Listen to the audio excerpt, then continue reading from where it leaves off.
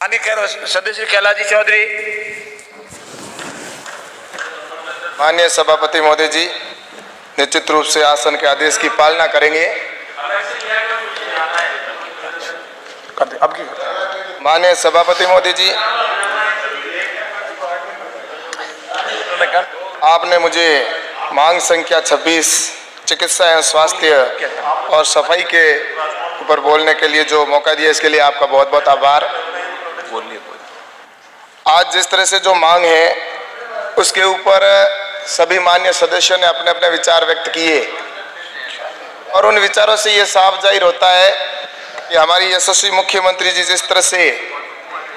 प्रदेश के स्वास्थ्य के बारे में जो चिंता कर रहे हैं, और उससे साफ जाहिर होता है कि आने वाले समय के अंदर इस प्रदेश से जो बीमारियां जिस तरह से बढ़ रही है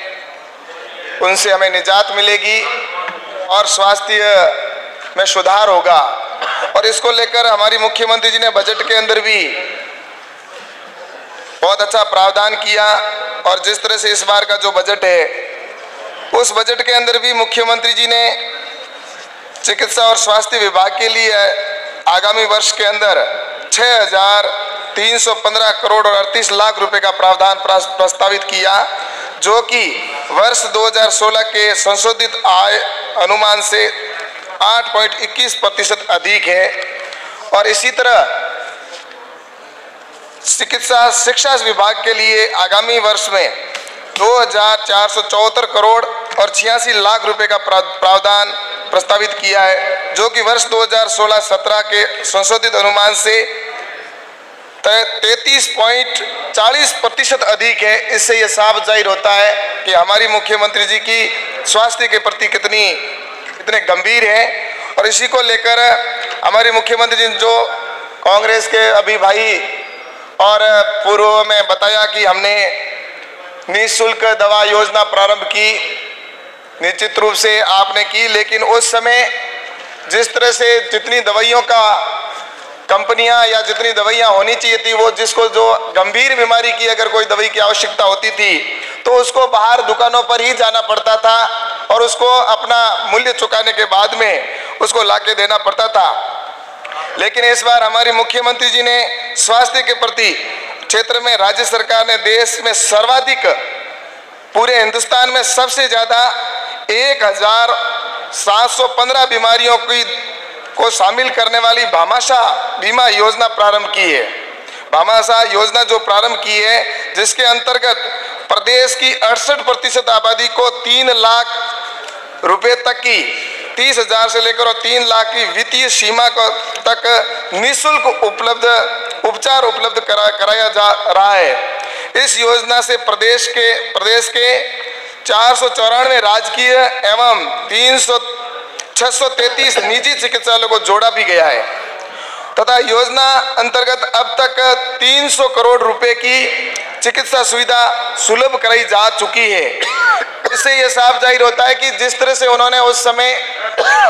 जो एक निःशुल्क दवाई तो दी जा रही थी, लेकिन एक जो गरीब व्यक्ति होता था कई बार वो जाता था और जाने के बाद वो जब राजकीय चिकित्सालय के अंदर जाकर उपचार करवाता और करवाने के बाद में जब उसकी अगर भगवान न करे और उसकी कभी ऐसा उसकी पैसों के अभाव में उसकी अगर मृत्यु हो जाती थी तो उसके मन में एक ये पछतावा रहता था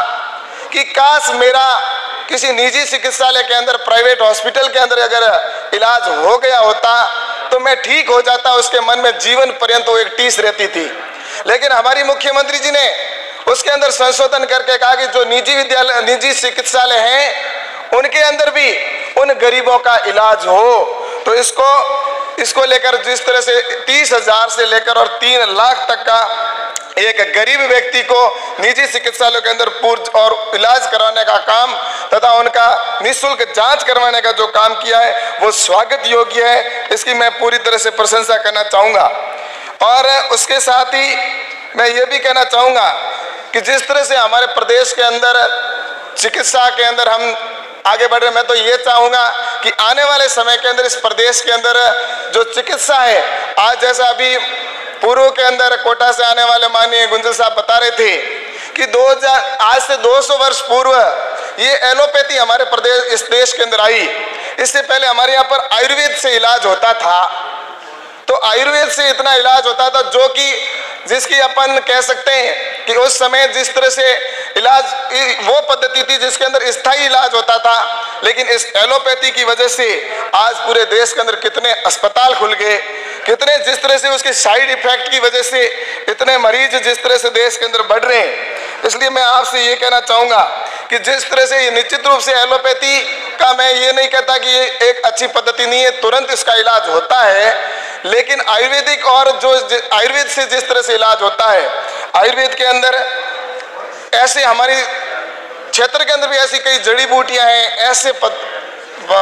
पौधे हैं, उनको अगर हम उपयोग करें तो हमारे बीमारी हो ही नहीं सकती। और इसका मैं अगर प्रत्यक्ष उदाहरण दूं तो आयुर्वेदिक का अगर मेरे स्वयं के ऊपर भी मैंने इसका उदाहरण देख के देखा है। मैं एलोपैथी के इलाज के लिए मेरे बीच में मैंने आंदोलन किया था सभापति महोदय जी, तो आंदोलन के समय मैंने लगभग 30-35 दिन जब आंदोलन आमरण अनशन किया तो मुझे उसके बाद में शुगर हो गया। शुगर होने के बाद में मैंने एलोपैथी से डॉक्टर से इलाज लेना प्रारंभ किया। उन्होंने मुझे कहा कि आपको ये टैबलेट जीवन पर्यंत लेनी पड़ेगी, इसका स्थायी इलाज और कुछ नहीं है। लेकिन मैंने उसके बाद में प्राकृतिक चिकित्सा के द्वारा और आयुर्वेद से इलाज लिया और उसके बाद में मेरे को आज 2 साल हो गए, मुझे न तो कोई टैबलेट लेनी पड़ती है और मैं जैसा खाना चाहूँ वैसा खा सकता हूँ। इससे ये साफ जाहिर होता है, ये प्रत्यक्ष मैं उदाहरण हूँ। इसलिए आयुर्वेद के अंदर अगर हम वास्तव में जाना चाहें तो मैं तो मंत्री महोदय जी से ये निवेदन करूंगा कि हर जिले के अंदर आयुर्वेदिक और प्राकृतिक चिकित्सा को हमें बढ़ावा देना चाहिए, ताकि आने वाले समय के अंदर इस प्रदेश के अंदर बीमारी हम धीरे धीरे अस्पतालों की संख्या इस देश के अंदर हम कैसे कम कर सकें, इसकी हमें चिंता करनी चाहिए। और दूसरा ये चीज भी है कि हमारे आज हर चीज के अंदर मिलावट आ रही है।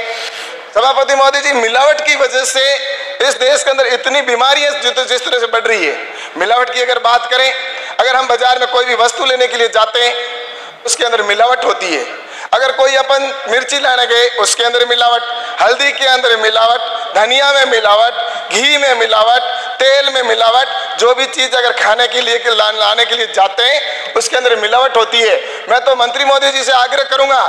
कि ऐसे जो मिलावटखोर हैं उन मिलावटखोरों के खिलाफ कार्रवाई होनी चाहिए और सख्त कार्रवाई होनी चाहिए, क्योंकि वो एक स्लो पॉइजन देने का काम करते हैं। एक बच्चा जो छोटा होता है, जो जन्म लेता है और जन्म लेने के बाद में जब वो शुरू में जो भी चीज लेता है उसके अंदर किसी न किसी रूप में, चाहे वो पेस्टिसाइड के रूप में उसके शरीर के अंदर जहर जा रहा हो या चाहे वो कोई भी दूसरी वस्तु के द्वारा उसके शरीर के अंदर स्लो पॉइजन के रूप में उसके शरीर के अंदर जाता है और वो धीरे धीरे अपने शरीर के अंदर इतनी बीमारियां ग्रहण कर लेता है कि बड़ा होने पर उसके शरीर के अंदर इतनी बीमारियां हो जाती है। इसलिए इस मिलावटखोरों के खिलाफ इतना सख्त कार्रवाई होनी चाहिए। मैं तो मंत्री महोदय जी, आप बहुत ही गंभीर भी हैं, लेकिन मैं आपसे आग्रह करूंगा कि पिछले 1-2 साल 2-3 साल से जिस तरह से इसके ऊपर सख्त कार्रवाइयां बहुत कम हो रही है, तो इसके ऊपर सख्त कार्रवाई होनी चाहिए। और दूसरा मेरा आपसे ये भी रहेगा कि इसके अंदर आपसे ये कहना चाहूंगा कि हमारे देश के अंदर जिस मिलावट और नशे की वजह से और जिस तरह से हम चीज़ों का उपयोग कर रहे हैं उसकी वजह से हमारे लोग कितने कमज़ोर हो रहे हैं। मैं आपसे ये कहना चाहूँगा सभापति महोदय जी, आज से अगर 700 या 800 साल पहले हमारे बुजुर्गों की अगर बात करें तो उनकी क्या कद काठी हुआ करती थी, वो 8-8 और 9-9 फीट उनकी हाइट हुआ करती थी और इसी के साथ